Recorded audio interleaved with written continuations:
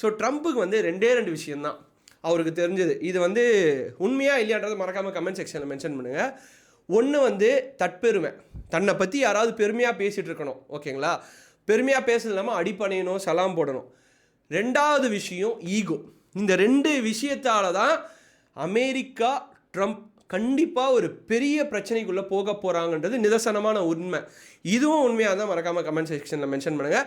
ஏன்னா ட்ரம்ப்புக்கு வந்து இதை தவிர்த்து இந்த அட்மினிஸ்ட்ரேட்டிவ் சர்வீசஸ்க்கெலாம் நிறைய டிப்ளமெண்ட்ஸ் வச்சுருக்காரு.